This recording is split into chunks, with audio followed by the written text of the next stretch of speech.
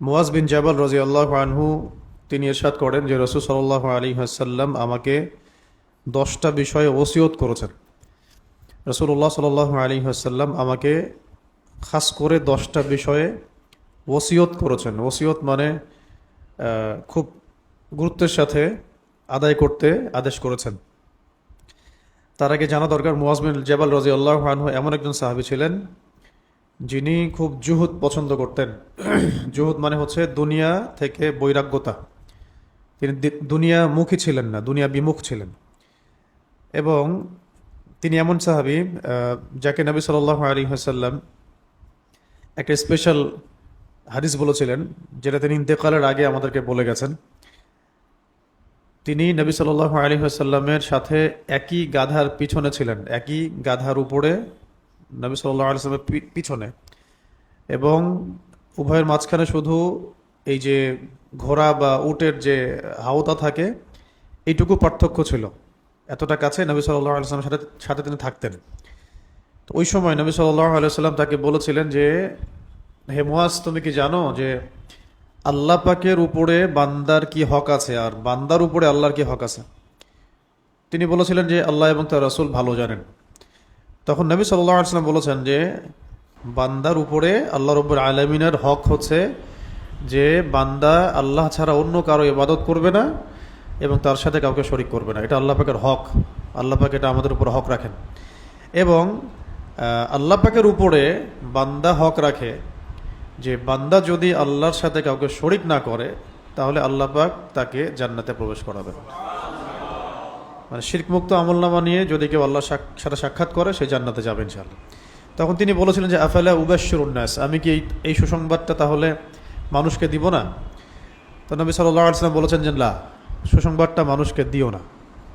ফায়াত্তাকিলু, দিলে তারা কি করবে? তারা আমল ছেড়ে দিবে। আমল ছেড়ে দিয়ে তারা এই একটা বিষয়ের উপরে তাওয়াক্কুল করে বসে থাকবে যে আমি শিরক করব না, কালিমা সাক্ষ্য দিব, তাহলে জান্নাতে চলে যাব। তখন তারা আমলকে গুরুত্ব দিবে না। এই কারণে দীর্ঘদিন তিনি হাদিসটাকে বর্ণনা করেন নাই।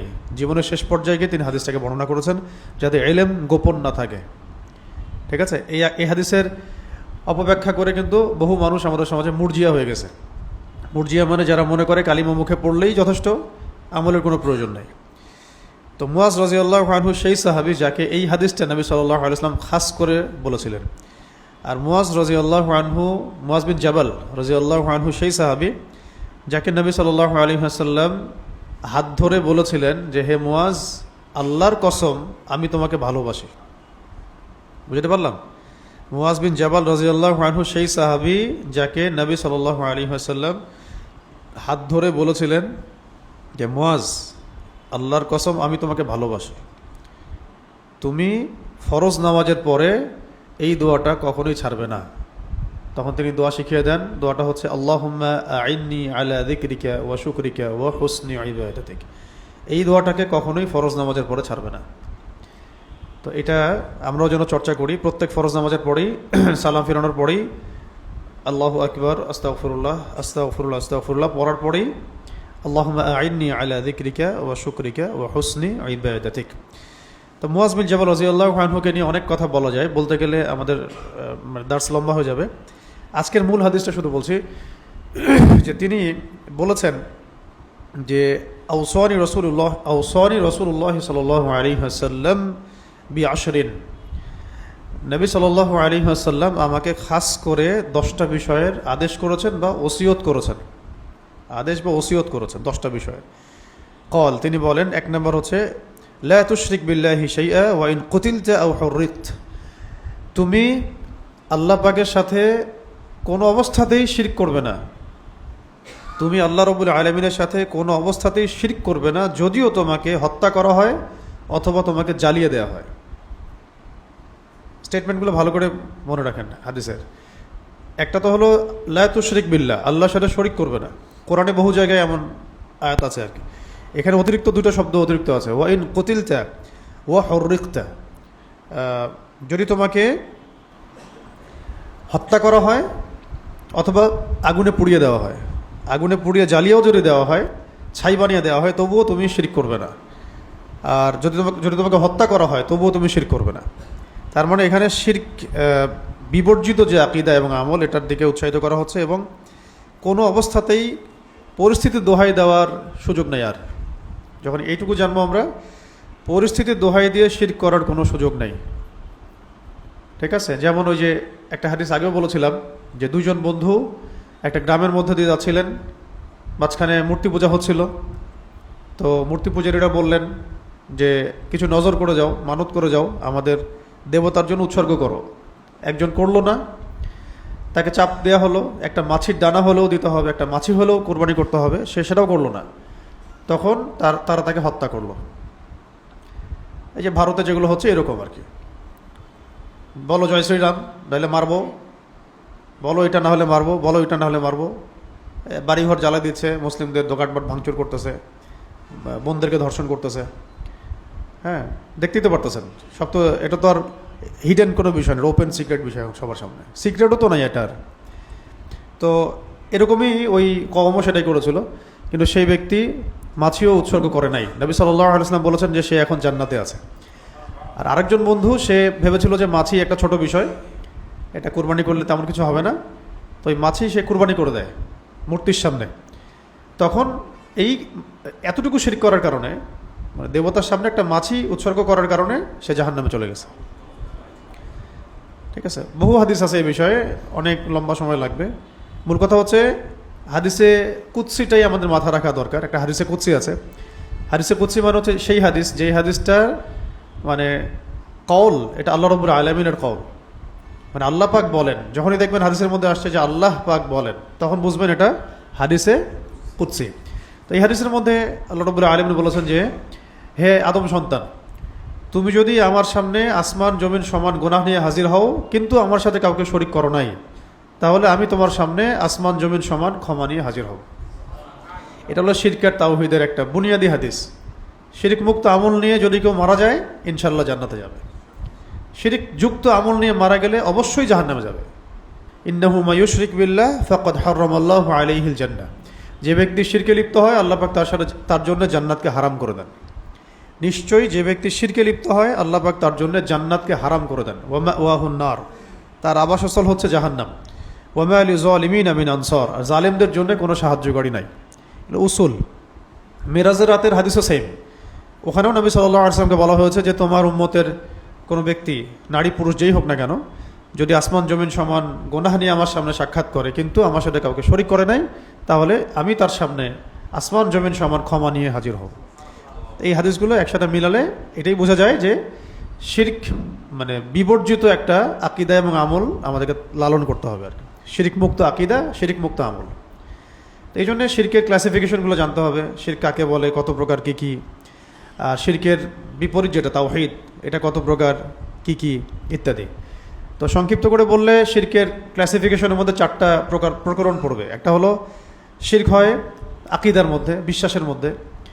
যেমন ফর এক্সাম্পল, কেউ যদি বিশ্বাস করে যে মানুষ আগে বাদর ছিল, সেখান থেকেই মানুষ আস্তে আস্তে বিবর্তনের মধ্য দিয়ে আজকে মেহেদী ভাই হয়ে গেছে, তাহলে এটা হচ্ছে মুশরিক। কথা বুঝতে পারছি? আদম আলাইহিস সালামের অস্তিত্ব সে স্বীকার করতেছে না। তো এটা হলো শিরকি আকীদা। আকীদার ক্ষেত্রে শিরক। কেউ যদি বিশ্বাস করে পড়াশোনা করতে গিয়ে যে মহাবিশ্ব তো এমনি এমনি সৃষ্টি হয়ে গেছে বিগ ব্যাং থেকেই, কোনো স্রষ্টা নাই পেছনে, ব্যাস এটাই, তাহলে সিস্টেমটাই শিরকের, পড়াশোনার সিস্টেমটার মধ্যেই শিরক। হ্যাঁ, তারপরে আল্লাহ এবং তার রসুল, আসমানি কিতাব, মালায়েকা, এইসব কনসেপ্ট বিবর্জিত একটা সিস্টেম পড়াশোনায়, শিরকি সিস্টেম পড়াশোনার। সিস্টেমটা এগুলোকে স্বীকার করে না, মালায়েকাকে স্বীকার করে না, আসমানি কিতাব, তারপরে নবী রসুলগণ, আগের নবী রসুলগণ, আল্লাহর অস্তিত্ব, পরকাল, কবরের আযাব, হ্যাঁ এই তো বিষয়গুলো, রুহের জগৎ, বারজাখের জগৎ, জাহান্নাম, জান্নাত, এগুলো যেগুলো অদৃশ্য গায়েব, এগুলো তো এই সিস্টেমটা স্বীকার করে না। এই কারণে এরা মুশরিক। এবং আমরা যারা এখানে ঢুকে গেছি, আমরা জেনে বা না জেনে আমরা শিরকের মধ্যে পড়ে গেছি আর কি। ঠিক আছে? তো এটা হলো বিশ্বাসের মধ্যে এরকম শিরক হয়। আরও অনেক আছে। কেউ বিশ্বাস করে যে খাজা বাবার দরবারে গেলে বাচ্চা হবে, শিরক হয়ে গেল। এরকম অনেক মানে শিরক আছে আমাদের সমাজে। এটা নিয়ে বলতে গেলে অনেক লম্বা সময় লাগবে। খালি এতটুকু মনে রাখেন, শিরকের প্রকরণের প্রথমটা হচ্ছে বিশ্বাসের মধ্যে শিরক, চিন্তার মধ্যেই শিরক, চিন্তাটাই শিরকি। হ্যাঁ, এর মধ্যে পলিটিক্যাল শিরকও আছে, যেমন চিন্তার মধ্যে শিরক, যে সব ধর্মই সমান, ইসলাম স্পেশাল কিছু না, সব ধর্মই সমান। হ্যাঁ, তারপরে এই পুরো রাষ্ট্র, আইন, সংবিধান, জনগণ, এগুলোর মালিক হচ্ছে মানুষ, এগুলোর মালিক তো আল্লাহ না, মালিক মালিক মানুষ, মানুষের হাতেই সার্বভৌম ক্ষমতা মানুষের হাতে। এগুলো শিরক, এগুলো শিরকি। মানে এখন যে আমরা আইয়ামে জাহিলিয়াতের সেই শিরকগুলোকে আরও আধুনিকায়ন করে নতুন নব্য মুশরিক হয়ে বসে আছি, এটা বুঝতে হলে বেশি না, আপনি 2-3 বছর পড়াশোনা করলেই বুঝতে পারবেন। 2 থেকে 3 বছর পড়াশোনা করেন, আপনি বুঝতে পারবেন যে এখন আইয়ামে জাহিলিয়াতের যে শিরকগুলো ছিল ওর চেয়ে আধুনিকায়ন হয়েছে শিরকের মধ্যে, আরও প্রকরণ বেড়েছে। হ্যাঁ, আগে তো শুধু স্পষ্ট ভিজুয়াল দেবদেবীর পূজা করছে, লাত, উজ্জা, হুবল, মানাত। আবু জেহেল তো গণতন্ত্রের পূজা করে নাই কখনো, আবু লাহাবরা কখনো সেকুলারিজমে ছিল না, ওতবা সাহেবরা ওরা জাস্ট মোশরেক ছিল, ঠিক আছে। এবং তারা কেউ নাস্তিকও ছিল না, তারা কিন্তু আস্তিক ছিল। কেউ বলেনি, আবু জেহেলও বলে নাই যে বিগ ব্যাং থেকে বিশ্ব সৃষ্টি হয়েছে। আবু জেহেল কাবার রবের কাছে দোয়া করে গেছে বদরের যুদ্ধ করতে, যে আমাকে সাহায্য করো যদি আমি হক হই, আর মুহাম্মদ যদি হক হয় তাহলে তাকে সাহায্য করো। কত ফেয়ার দোয়া, ওই যে আমাদের প্রিভিয়াস ইয়ার মতো যারা চলে গেলেন যে আল্লাহ জালেমদেরকে ধ্বংস করে দাও, বাস আল্লাহ কবুল করে ফেল দোয়া, সেরকম আর কি, ঠিক আছে। খুব অনেস্ট আর কি তারা, মাঝে মাঝে জালেমের দোয়াও কবুল হয়ে যায়, বোঝা গেল আর কি। তো শিরকের একটা প্রকারভেদ বললাম যে বিশ্বাসের শিরক, আরেকটা হচ্ছে এরকম কথার মধ্যে শিরক হয়, তা আপনারা নিচেরাই বুঝতে পারে কথার মধ্যে শিরক। একদিন বলছিলাম না যে বাংলাদেশে মানুষ ট্রল করতে করতে শিরক করে। একজন জ্যোতিষীকে নিয়ে শিরক হইলো বাংলাদেশে, কতদিন সবাই ট্রল করতে শুরু করলো, সবাই বলতেছে রাগ করছেন কিনা, কিন্তু এটা বলতে গিয়ে যে সে শিরক করতেছে বুঝতে পারতেছে না। হ্যাঁ, মানে একজনকে হাত দেখাচ্ছে, সেই হাত দেখে ভবিষ্যৎ বলতেছে, তো মুশরিক। হাদিসের মধ্যে আসছে, কেউ যদি কোনো জ্যোতিষীর কাছে গিয়ে বলে, এমনি জিজ্ঞাসা করে, সে বিশ্বাস করে না, এমনি এমনি বলে যে দেখেন তো আমার হাতে কি আছে, 3টা দাগ, কয়টা বিয়ে হবে, কয়টা বাচ্চা হবে, ইত্যাদি ইত্যাদি, ঠিক আছে। এটা বলছে, জাস্ট খালি বলছে, বলা মাত্রই তার 40 দিনের নামাজ কবুল হবে না, বাতিল হয়ে গেছে। আর যদি তার বলা কথাকে সে বিশ্বাস করে, তাহলে সে যেন কোরআনকে অস্বীকার করে। কোরআনকে অস্বীকার করলো। এই হাদিসের মধ্যে আরো 2টা লাইন এক্সট্রা আছে, এই হাদিসটা ফয়জুল কালাম বইয়ের মধ্যে আছে। 3টা পাপের কথা বলা হয়েছে, যে 3টা পাপ করলে সরাসরি সে যেন ওহীকে অস্বীকার করলো, মানে কোরআন হাদিসকে অস্বীকার করলো। একটা হচ্ছে এরকম জ্যোতিষীর কাছে গিয়ে কিছু জিজ্ঞাসা করলো, তার কথা বিশ্বাস করলো, সে যেন মুহাম্মদ সাল্লাল্লাহু আলাইহি ওয়াসাল্লামের উপরে নাজিলকৃত আল কোরআনকে অস্বীকার করলো। এটা 1 নাম্বার। সেকেন্ড হচ্ছে কেউ হায়েজরত অবস্থায় স্ত্রীর সাথে সহবাস করছে, সে যেন কোরআনকে অস্বীকার করলো। এবং 3 নম্বর হচ্ছে যে বৈধ রাস্তা আল্লাহ পাক দিয়েছেন স্ত্রী সহবাসের, সেই রাস্তা ব্যতীত অন্য রাস্তা তালাশ করছে, তাহলে সে যেন কোরআনকে অস্বীকার করছে। তাহলে সমকামীদের কি অবস্থাটা চিন্তা করেন। এটা হলো হালাল ওয়াইফের সাথে সম্পর্কের ক্ষেত্রে ভুলের মাসুল, আর যেটা হারাম সেটা তো হারাম, সেটার ব্যাপার তার বলার অপেক্ষা রাখে না। তো কি বলছিলাম জানি, কথার মধ্যে শিরক। কথার মধ্যে বহু শিরক এরকম আমরা করে ফেলি। আল্লাহ পাক আমাদেরকে বোঝার তৌফিক দান করেন। একদিন ইনশাল্লাহ শুরু শিরক নিয়ে কথা বলবো, ওই দিন ইনশাল্লাহ পুরো ডিটেলস আপনাদেরকে বলবো যে কোন কোন ক্ষেত্রে কতগুলো শিরক হয়। মোটামুটি 100টা পয়েন্ট আছে ওখানে, 100টার মতো কাজ আছে যেগুলো করলে আর বললে শিরক হয়, মানে করলে বা বললে শিরক হয়। তো 1 নম্বর হচ্ছে বিশ্বাসের মধ্যে মানুষ শিরক করে, 2 নম্বর হচ্ছে কাজের মধ্যে, আর 3 নম্বর কথার মধ্যে। বিশ্বাসে, কথায় এবং কাজে। তো বিশ্বাসটাকে একটা উদাহরণ দিলাম, কথার উদাহরণ আপনারা বুঝতে পারবেন, চলতে ফিরতে বুঝতে পারবেন। আর ওই যে শুনলেন না, সংসদে অনেকে বললো যে আমরা তো শরিয়া আইন টাইন বিশ্বাস করি না, কথার মধ্যে শিরক। এটা শুধু কথায় শিরক না, এটা হচ্ছে আকীদাতেই শিরক। তার আকীদার মধ্যে শিরক ছিল, সে মুখ দিয়ে বলে ফেলছে আর কি। তো এটা তার একার বক্তব্য না, পুরো সিস্টেমের বক্তব্য এটা। এই কারণে সিস্টেমটা মুশরিক, এই কারণে পুরো সিস্টেমটা কি মুশরিক, এবং এটা কুফরি। মানে এই সিস্টেমের এই আইডিওলজির উপর যদি কেউ মারা যায়, তাহলে ওই হাদিসের উপর মারা যাবে। মান মাতা ইউশরিক বিল্লাহি শাইআন দাখালান নার, কেউ যদি শিরকের উপর মারা যায় সে ব্যক্তি জাহান্নামে যাবে। ওয়া মান মাতা লা ইউশরিক বিল্লাহি শাইআন দাখালাল জান্নাহ, কেউ যদি এমন অবস্থায় মারা যায় যে সে শিরক আকীদাও নাই, আমলও নাই, কথাও নাই, সে জান্নাতে যাবে, সে জান্নাতে যাবেই ইনশাআল্লাহ। গুনাহ থাকলে আল্লাহ পাক সেটা ক্ষমাও করে দিতে পারেন, আবার শাস্তিও দিতে পারেন। দুনিয়াতে তার উপর অনেক পরীক্ষা নিরীক্ষা আসছে, এটা তার গুনাহ কাফফারা। তারপরে মৌতের যন্ত্রণা একটা কাফফারা, কবরের আযাব একটা কাফফারা, পরকালের মাঠে যে বিভীষিকা ওইটা একটা কাফফারা। শেষমেশ দেখা যাবে সে জান্নাতে চলে গেছে, সে শিরক করে নেই। তো এই হলো কথায়। আর বললাম কি আকীদায়। আরেকটা হচ্ছে এই যে কাজে, কাজের মধ্যে শিরক তো দেখেন আপনারা চোখ দিয়ে যে কবরে সেজদা করছে, কাজের মধ্যে আল্লাহ ছাড়া অন্য কারো কাছে চাচ্ছে, দোয়া করছে, আল্লাহ ছাড়া অন্য কারো জন্য কুরবানি করছে, জাদু করতেছে, জিনের উপাসনা করতেছে, এই গণকে করতেছে। এরকম বহু কাজ আছে যেগুলোর মধ্যে সিজদা করতেছে আল্লাহ ছাড়া অন্য কাউকে। অনেককে দেখা যায় কবরের চারপাশে তাওয়াফও করছে, কবরে মোমবাতি জ্বালাচ্ছে। আমাদের প্রশাসনের অনেক ভাই এই শিখা অনির্মাণের পূজা করে, শিখা চিরন্তনের পূজা করে, এগুলো শিরক। হ্যাঁ, শিরকি আকীদা দিয়ে তো আপনি ওই গাজওয়াতুল হিন্দ জিততে পারবেন না। মানে জিততে হবে তাওহীদের বেসিসে। হ্যাঁ, তো আমাদের অনেক অফিসার এখন বেদাতের কথা বলেন, কিন্তু সিস্টেমগত শিরকের কথা তারা বলেন না। বেদাতের কথা বলাটা একটু সহজ, সিস্টেমিক শিরকের কথা বলাটা একটু একটু জটিল, রিস্ক আছে আর কি, তখন সমস্যা। তো আগে শিরক ঠিক করেন, তারপর বেদাত ঠিক হয়ে যাবে ইনশাআল্লাহ। শিরকগুলোকে ঠিক করলে বেদাত অটোমেটিক্যালি ঠিক হয়ে যায় ইনশাআল্লাহ। তো বেদাত মুক্ত সমাজ গড়বো, এদিকে মুশরিক হয়ে বসে থাকবো, সেটা তো বলবো আর কি।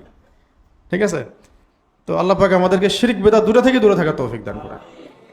আচ্ছা, আরেকটা হলো বলছিলাম যে কোথায় কাজে এবং আকীদায় শিরক। আরেকটা শিরক আছে, সেটা হচ্ছে রিয়া বা গোপন শিরক। রিয়া বা গোপন শিরক মানে কেউ যদি যে কোনো আমল এই উদ্দেশ্যে করে যে মানুষ তাকে ভালো বলবে বা কেউ দেখছে, কাউকে সন্তুষ্ট করার জন্য আল্লাহ ছাড়া, এটা শিরক। যেটা আপনাদের ডেমোক্রেটিক পলিটিক্সে বেশি হয়। ওটাতে আল্লাহকে সন্তুষ্ট করার চাইতে মানুষকে খুশি করার দিকে আমরা বেশি ফোকাস করি, হোক ইসলামিক বা অন ইসলামিক দল। কারণ আমাদের মানুষের ভোটের দরকার, এই জন্য তাকে খুশি করতে হবে। কথা বুঝতে পারছে? এই জন্য এখানে মূল যে সত্তা আল্লাহ রাব্বুল আলামিন, তাকে রাজি খুশি করার চাইতে জনগণকে খুশি করার দিকে আমরা বেশি ব্যস্ত হই। তখন এখানে ভালো কাজের মধ্যে রিয়া আসে। ইলেকশনের আগে আপনাকে তো দাড়ি টুপি লাগাইতে হবে, নাহলে তো ভোট পাবেন না। তারপরে আপনি অনেক জায়গায় সভাপতি হইতে হবে, দান সৎকা করবেন মাহফিলে, মাদ্রাসায়, মসজিদে, এবং ছবিটা উঠাইতে হবে, নাহলে তো মানুষ জানলোই না যে আপনি ভালো মানুষ। আর যদি মানুষ না জানে আপনি ভালো মানুষ, তো ভোট দেবে কেমন করে? এই কারণে এখানে আপনাকে রিয়ার অনেক সুযোগ থাকে। এইটা সব জায়গাতেই, শুধু পলিটিক্সে না। যে কোনো আমল যদি আমরা আল্লাহ ছাড়া অন্য কাউকে রাজি খুশি করার জন্য করি বা দেখানোর জন্য করি, এটাকে বলা হয় শিরকে খফি বা রিয়া। এটা হলো শিরকের 4 নম্বর প্রকরণ। এছাড়া আরও অনেক প্রকরণ আছে। আমরা ইনশাল্লাহ এই ধারাবাহিক আলোচনাগুলো শেষ হোক, তারপরে তাওহীদ আর শিরকের সেশন আসলে আমরা শিরক কাকে বলে, কত প্রকার কি কি, এটার পুরো 100টা ক্লাসিফিকেশন আপনাদেরকে শোনাবো ইনশাল্লাহ। আচ্ছা, এখন তাহলে মুয়াজ বিন জাবাল রাদিয়াল্লাহু আনহুকে প্রথম যে ওসিয়ত করা হয়েছে এটা কি? তুমি আল্লাহর সাথে কাউকে শরিক করবে না, যদিও তোমাকে মেরে ফেলা হয় অথবা তোমাকে জ্বালিয়ে দেওয়া হয়। আগুনে পুড়িয়ে দিলেও করবে না, আর হত্যা করা হলেও করবে না। তো এই বিষয়ে এক ব্যাখ্যাতে এটাও আসছে যে সাহাবায়ে কেরাম যখন মক্কায় নির্যাতিত হচ্ছেন 13 বছর, তখন অনেক সাহাবী এসে অভিযোগ করেছিলেন, ইয়া রাসূলুল্লাহ সাল্লাল্লাহু আলাইহি সাল্লাম, আপনি এই কাফেরদের বিরুদ্ধে বদদোয়া করেন যাতে তারা ধ্বংস হয়ে যায়। তো নবী সাল্লাল্লাহু আলাইহি ওয়াসাল্লাম তখন চাদর মুড়ি দিয়ে হাতিমের মধ্যে শুয়েছিলেন। হাতিম মানে কাবা ঘরের ওই যে চাঁদের মতো যে অংশটা দেখেন না বাহিরে বাম দিকে, এটাকে কাবার হাতিম বলা হয়। বুঝতে পারছেন কোনটা? এই যে গোল রাউন্ড করা, কাবার হাতিম বলে। আসলে ওইটা হচ্ছে কাবার মূল পার্ট। এতদূর পর্যন্ত কাবা ঘর ছিল। ইব্রাহিম আলাইহিস সালাম এবং ইসমাইল আলাইহিস সালাম যখন কাবা ঘর নির্মাণ করেছেন, তখন এটা এই এতদূর পর্যন্ত ছিল। পরে সংস্কার যখন করা হয়েছে নবী সাল্লাল্লাহু আলাইহি ওয়াসাল্লামের সময়ে, মানে উনি তখন তিনি চাচাদের সাথে কাজ করছিলেন। ওহী আসার আগের কথা। তখন এই আবু জেহেলরা কাবাঘর ভেঙে সংস্কার করতে গিয়ে একটা শর্ত দিয়েছিল যে হালাল টাকা ছাড়া হারাম টাকা এখানে ঢুকাবো না। তোমরা আল্লাহর ঘরের কাজ করতেছো, তো এখন কোনো রকমের অবৈধ টাকা এখানে ঢুকানো যাবে না। তো সমস্ত কুরাইশদের হালাল টাকা যেগুলা, ওগুলো দিয়ে এই পর্যন্ত কাজ হয়েছে। বাকি টাকা তারা ম্যানেজ করতে পারে নাই, হালাল ছিল না ইকোনমি। তারপর তারা কনসিয়াস ছিল যে হালাল টাকাই দিতে হবে, এখানে হারাম দেওয়া যাবে না। ঠিক আছে, আর আমরা এখন হারাম যে টাকাগুলো আছে এগুলো মসজিদ মাদ্রাসা দিয়ে হালাল করি আর কি। ঠিক আছে, এবং ওগুলোই আমরা খাই। এই কারণে আমাদের মধ্যে ওই চেতনা থাকে না, ব্লাডের মধ্যে হারাম ঢুকে যাচ্ছে এইভাবে। তো ওইটা হলো হাতিম, যেটা এই পাশের অর্ধ চন্দ্রাকৃতির জায়গায়, ওই পর্যন্ত ছিল কাবার মূল বেস। পরে যেহেতু টাকা পয়সা শর্ট, ওই জন্য এটাকে এতটুকু করতে হয়েছে আর কি, ওই আবু জেহেলদের যুগে। পরে এটার উপর নতুন করে আর কাজ করা হয় নাই, কারণ রাসূল সাল্লাল্লাহু আলাইহি ওয়াসাল্লাম ফিতনা সম্পর্কে খুব সতর্ক ছিলেন যে আমি যদি আবার এটাকে নতুন করে এটা করতে চাই, আরবদের মধ্যে সবার মধ্যে একটা ফিতনা সৃষ্টি হতে পারে যে আল্লাহর ঘরকে আবার ভাঙা হচ্ছে, আবার করা হচ্ছে। তো ওই অবস্থায় ছিল। তো এই হাতিমে তিনি শুয়েছিলেন, তখন সাহাবী এসে জিজ্ঞাসা করছেন, ইয়া রাসূলুল্লাহ আপনি বদদুয়া করেন সাল্লাল্লাহু আলাইহি ওয়াসাল্লাম। তো তখন তিনি ওখান থেকে চাদর মুড়ি দিয়ে শুয়েছিলেন, চাদরটা নামিয়ে তিনি উঠে বসেছেন, বসে বলেছেন যে তোমরা এই যে অভিযোগ করছো আমার কাছে নির্যাতনের ব্যাপারে, তোমরা জেনে রাখো যে তোমাদের পূর্ববর্তী যে কওম ছিল, তোমাদের আগে যে কওমরা ছিল, তাদের কাউকে কাউকে শুধু ঈমান আনার কারণে, মানে তাওহীদের কারণে জীবন্ত আগুনে জ্বালিয়ে দেওয়া হয়েছে। এই যেখানে শব্দটা আসে ওয়াইন কতিলতা আও হুররিকতা, জীবন্ত আগুনে পুড়িয়ে ফেলা হয়েছে ঈমানের কারণে। আবার কাউকে কাউকে শুইয়ে দিয়ে লোহার চিরুনি দিয়ে তাদের গোশত আর হাড্ডি আলাদা করে ফেলা হয়েছে ঈমানের কারণে। এই কথাটা নবী সাল্লাল্লাহু আলাইহি ওয়াসাল্লাম কাদেরকে বলছেন?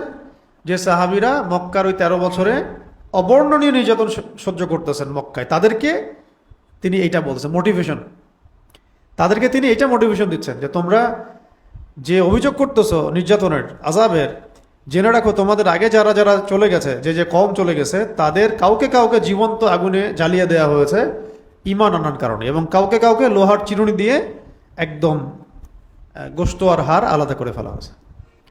ওয়ালাকিন্নাকুম তাস্তাআজিলুন, কিন্তু তোমরা খুব তাড়াহুড়া করছো, জেনে রাখো যে ইসলাম অবশ্যই মাশরিক থেকে মাগরিব পর্যন্ত পৌঁছায় যাবে ইনশাআল্লাহ।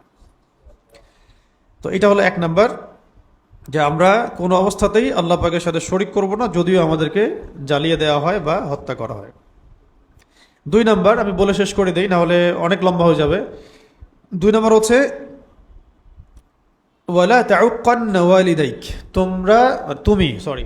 তুমি তোমার পিতা মাতার অবাধ্য হবে না। 2 নম্বর ওসিয়ত মুআজ বিন জাবাল রাদিয়াল্লাহু আনহুকে নবী সাল্লাল্লাহু আলাইহি ওয়াসাল্লাম করছেন যে ওয়ালা তাউক্কান্না ওয়ালিদাইক, তুমি তোমার পিতা মাতার অবাধ্য হবে না। ওয়াইন আমারাক আন তাখরুজা মিন আহলিক ওয়া মালিক, যে তারা যদি তোমাকে এই আদেশ করে যে তুমি তোমার আহাল এবং মাল সব ছেড়ে দাও, আহাল পরিবার মাল এটাও ত্যাগ করতেও বলে, তবুও তুমি তাদের অবাধ্য হবে না। মানে এটা বৈধ কারণে আর কি, অবৈধ তো কারণে না, বৈধ কারণে, উপযুক্ত কারণে যদি তারা বলে যে তোমার এই আহাল ভালো না, ছেড়ে দাও, অবাধ্য হওয়া যাবে না। কোনো অবস্থাতেই তুমি পিতামাতার অবাধ্য হবে না, যদিও তারা তোমাকে তোমার স্ত্রী সন্তান, আহাল পরিবার, ধন সম্পদ ছেড়ে দিতে বলে, তবুও না। আচ্ছা, 3 নম্বর হচ্ছে ওয়ালা তাতরুকান্না সলাতাল মাকতুবাতা মুতাআম্মিদা, ইচ্ছাকৃতভাবে ফরজ নামাজ ছেড়ে দিবে না, ইচ্ছাকৃতভাবে ফরজ নামাজকে কোনো অবস্থায় ছেড়ে দিবে না। 3 নম্বর এটা, ফাইন্না মান তারাকা সলাতান মাকতুবাতান মুতাআম্মিদান ফাকাদ বারিয়াত মিন যিম্মাতিল্লাহ, কারণ কেউ যদি ইচ্ছাকৃতভাবে তার উপরে অর্পিত ফরজ নামাজকে ছেড়ে দেয়, সে আল্লাহ পাকের জিম্মেদারি থেকে মুক্ত হয়ে যায়। তার উপরে আল্লাহ পাকের কোনো জিম্মেদারি নাই, কোনো নিরাপত্তা নাই, কোনো হেফাজত নাই, কোনো জিম্মেদারি নাই। আবার বলছি, ওয়ালা তাতরুকান্না সলাতান মাকতুবাতান মুতাআম্মিদান, অর্থাৎ কোনো অবস্থাতেই তুমি তোমার উপরে অর্পিত ফরজ নামাজ ইচ্ছা করে ছেড়ে দিবে না। কারণ ফাইন্না মান তারাকা সলাতান মাকতুবাতান মুতাআম্মিদান ফাকাদ বারিয়াত মিন যিম্মাতিল্লাহ, কারণ কেউ যদি তার উপরে অর্পিত ফরজ নামাজকে ইচ্ছা করে ছেড়ে দেয়, তাহলে সে যেন আল্লাহ পাকের যে জিম্মা, এখান থেকে নিজেকে মুক্ত করে ফেলল, আল্লাহ পাকের কোনো জিম্মাদারি নাই তার উপরে। এটা হলো 3 নম্বর। 4 নম্বর হচ্ছে ওয়ালা তাশরাবান্না খামরান, কোনো অবস্থাতেই মদ পান করবে না, কোন অবস্থাতেই মাদকদ্রব্য সেবন করবে না। ফাইন্নাহু রাসা কুল্লি ফাহিশাতিন, কারণ এটা হচ্ছে সমস্ত পাপের মূল মাথা। যত রকম পাপ আছে তার মূল মাথাই হচ্ছে কি? মাদকদ্রব্য। 5 নম্বর হচ্ছে ওয়া ইয়াকা ওয়াল মাসিয়াহ, এবং সমস্ত রকম গুনাহ থেকে নিজেকে ফারেক রাখবে, সমস্ত রকম গুনাহ থেকে নিজেকে বাঁচিয়ে রাখবে। কারণ হচ্ছে ফাইন্না বিল মাসিয়াতি হাল্লা সাখতুল্লাহ, কারণ যে ব্যক্তি আল্লাহ পাকের অবাধ্যতা লিপ্ত হয়, তার উপরে আল্লাহ পাকের যে গজব বা ক্রোধ, এটা অবধারিত হয়ে যায়। কারণ কেউ যদি আল্লাহ পাকের অবাধ্যতায় নিজেকে লিপ্ত করে, তার উপরে আল্লাহ পাকের যে ক্রোধ বা শাস্তি বা নারাজি এটা অবধারিত হয়ে যায়। 6 নম্বর হচ্ছে ওয়া ইয়্যাকা ওয়াল ফিরার, ওয়া ইয়্যাকা ওয়াল ফিরার, পালিয়ে যাবে না। কোথা থেকে? ওয়া ইয়্যাকা ওয়াল ফিরার মিনাজ জাহফি, মানে যুদ্ধের মাঠ থেকে পালিয়ে যাবে না, যুদ্ধের মাঠ থেকে, যুদ্ধক্ষেত্র থেকে পালিয়ে যাবে না। ওয়া ইয়্যাকা ওয়াল ফিরার মিনাজ জাহফি, মানে তুমি যুদ্ধের মাঠ থেকে হে মুয়াজ পালিয়ে যাবে না, বা হে মুয়াজ তুমি যুদ্ধের মাঠ থেকে পালিয়ে যাবে না। ওয়াইন হালাকান নাস, যদিও সমস্ত মানুষ হালাক হয়ে যায়, শহীদ হয়ে যায় বা মারা যায়, তবুও তুমি যুদ্ধের মাঠ থেকে পালাবে না। আর আমরা তো যুদ্ধের মাঠেই নাই, তাই পালা যাচ্ছি। ঠিক আছে, সুবহানাল্লাহ। ওয়া ইয়্যাকা ওয়াল ফিরার মিনাজ জাহফি ওয়াইন হালাকান নাস, যুদ্ধের মাঠ থেকে পালিয়ে যাবে না যদিও সমস্ত মানুষ ধ্বংস হয়ে যায়। এটা হলো 6। 7 হচ্ছে ওয়াইদা আসাবান নাসু মাউতুন, ওয়াইদা আসাবান নাসা মাউতুন ওয়া আনতা ফীহিম ফাসবুত, যদি তুমি যে এলাকায় আছো, তুমি যেখানে বসবাস করো, সেই এলাকায় যদি মহামারী দেখা দেয়, এখানে মাউত মানে হচ্ছে মহামারী, মহামারী দেখা দেয়, ওয়া আনতা ফীহিম, এবং তুমি তাদের মধ্যেই থাকো, তাহলে ফাসবুত, সেখান থেকে পালিয়ে যেও না, ওখানেই থাকো। আবার বলছে ওয়াইদা আসাবান নাসা মাউতুন ওয়া আনতা ফীহিম ফাসবুত, যদি তুমি যেখানে থাকো সেখানে মহামারী দেখা দেয়, তাহলে তুমি সেখানে অবস্থান করো, সেখান থেকে পালিয়ে যেও না। কারণ কদরে যা লেখা আছে তাই হবে, আর তুমি ওখান থেকে চলে গেলে অন্য এলাকায় মহামারী ছড়াবে। তারও 1000টা মানুষের মৃত্যুর কারণ হওয়ার চাইতে শহীদ হয়ে যাওয়া তাও ভালো। এটা বোঝানো হয়েছে। 8, 9, 10 তিনটা পরিবার সংক্রান্ত। 8 নম্বরে নবী সাল্লাল্লাহু আলাইহি ওয়াসাল্লাম বলছেন যে ওয়ানফিক আলা ইয়ালিক, ওয়ানফিক আলা ইয়ালিকা মিন তাওলিক, তোমার সাধ্য অনুযায়ী তুমি তোমার পরিবারের পিছনে খরচ করো, তোমার সাধ্য অনুযায়ী তোমার পরিবারের পিছনে খরচ করো। এটা পরিবারের পিছনে খরচ করাটা ইবাদত, এটা আমাদের দায়িত্ব, তো দায়িত্বই, এটা আমরা দায়িত্ব পালন করছি আল্লাহ সন্তুষ্টির জন্য। কারণ এখানে এক একটা লোকমার বিনিময়ে আপনি নেকি পাবেন, আমরা নেকি পাবো। ঠিক আছে, ওয়ানফিক, আনফিকটা আদেশের শব্দ, অবশ্যই ব্যয় করো। ওয়ানফিক আলা ইয়ালিক মিন তাওলিক, তোমার সামর্থ্য অনুযায়ী, সাধ্য অনুযায়ী তুমি তোমার পরিবারের পিছনে খরচ করো। এটা হলো 8। 9 হচ্ছে ওয়ালা তারফা আনহুম আসওয়াকা আদাবান, এটা খুব ইম্পর্টেন্ট, যে তুমি তোমার পরিবারের উপর থেকে আদবের লাঠি উঠিয়ে নিবে না, তুমি তোমার পরিবারের উপর থেকে আদবের লাঠি উঠিয়ে নিবে না, মানে শাসন পরিবারে থাকতে হবে। সন্তান, ছেলে মেয়ে, স্ত্রী সন্তান, আহাল পরিবারের শাসন থাকতে হবে। ঠিক আছে, ওয়ালা তারফা আনহুম আসওয়াকা আদাবান, আদবের লাঠি তাদের উপর থেকে কখনোই উঠিয়ে নিবে না। এবং 10 নম্বর হচ্ছে ও আখিফহুম ফিল্লাহ, ও আখিফহুম ফিল্লাহ, তুমি তাদেরকে আল্লাহর ভয় দেখাতে থাকবে, তুমি তোমার পরিবারবর্গকে আল্লাহর ভয় দেখাতে থাকবে। তাহলে লাস্টের 3টা হচ্ছে ফ্যামিলি সংক্রান্ত আর কি। একটা হলো ব্যয় করা, একটা হলো আদব শেখানো, একটা হলো আল্লাহর ভয় দেখানো। এই 10টা আদেশ নবী করিম সাল্লাল্লাহু আলাইহি ওয়াসাল্লাম খাস করে মুয়াজ বিন জাবাল রাদিয়াল্লাহু আনহুকে করেছেন। শেষ করার আগে আমরা আরেকবার রিভিউ করে দিচ্ছি।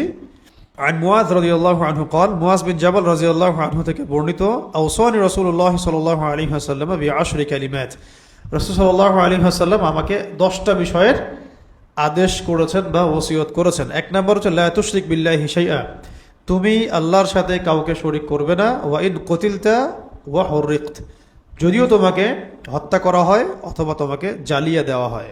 ওয়ালা তাউক্কান্না ওয়ালিদাইক, তুমি তোমার বাবা মায়ের অবাধ্য হবে না। ওয়াইন আমারাকা আন তাখরুজা মিন আহলিক ওয়া মালিক, যদিও তারা তোমাকে তোমার আহাল এবং মাল থেকে মানে আহাল ও মাল ত্যাগ করতে বলে, যদিও তারা তোমাকে তোমার আহাল এবং মাল ত্যাগ করতে বলে। 3 নম্বর ওয়ালা তাতরুকান্না সালাতান মাকতুবাতান মুতাআম্মিদান, কোনো অবস্থাতেই তোমার উপরে অর্পিত ফরজ নামাজকে ইচ্ছা করে ছেড়ে দিবে না। ফাইন্না মান তারাকা সালাতান মাকতুবাতান মুতাআম্মিদান ফাকাদ বারিআত মিন যিম্মাতিল্লাহ, কারণ যে ব্যক্তি তার উপরে অর্পিত ফরজ নামাজকে ইচ্ছা করে ছেড়ে দেয়, সে যেন আল্লাহ পাকের জিম্মাদারি থেকে মুক্ত হয়ে গেল। 4 ওয়ালা তাশরাবান্না খামরান, কোনো অবস্থাতেই মদ পান করবে না, কারণ ফাইন্নাহু রাসা কুল্লি ফাহিশাতিন, কারণ এটা হচ্ছে সমস্ত ফাহেশা বা পাপাচার যে কাজ, এগুলোর মূল মাথাই হচ্ছে মদ পান করা, মাদক দ্রব্য। 5 নম্বর ওয়া ইয়াকা ওয়াল মাসিয়া, আল্লাহ রাব্বুল আলামিনের অবাধ্যতামূলক যে কাজগুলো, আল্লাহ পাকের অবাধ্যতামূলক যে কাজ, এগুলো থেকে নিজেকে বাঁচিয়ে রাখবে। ফাইন্না বিল মাসিয়াতি হাল্লা সাখতুল্লাহ, কারণ আল্লাহর অবাধ্যতায় আল্লাহ পাকের গজব বা ক্রোধ অবধারিত হয়ে যায় বা হালাল হয়ে যায়। 6 হচ্ছে ওয়াইয়াকা ওয়াল ফিরার মিনাজ জাহফি, যুদ্ধের মাঠ থেকে কোন অবস্থায় পালিয়ে যাবে না। ওয়াইন হালাকান নাস, যদিও সমস্ত মানুষ ধ্বংস হয়ে যায়। 7 ওয়াইদা আসাবান নাস মাউতুন, যদি কোনো অঞ্চলে মানুষের মধ্যে মহামারী ছড়িয়ে পড়ে, ওয়া আনতা ফীহিম, তুমি তাদের মধ্যেই থাকো, ফাসবুত, তাহলে সেখানেই অবস্থান করো, সেখান থেকে পালিয়ে যাবে না। 8 নাম্বার ওয়ানফিক আলা ইয়ালিক মিন তাওলিক, তুমি তোমার সাধ্য অনুযায়ী পরিবারবর্গের উপরে খরচ করবে। এটা 8। 9 নাম্বার হলো ওয়ালা তারফা আনহুম আসাকা আদাবান, তাদের উপর থেকে আদবের লাঠি উঠিয়ে নিবে না। এবং 10 নাম্বার হচ্ছে ওয়া আখিফহুম ফিল্লাহ, তাদেরকে আল্লাহ পাকের ভয় দেখাতে থাকো। আল্লাহ পাক আমাদের সবাইকে হাদিসের উপর আমল করার তৌফিক দান করেন।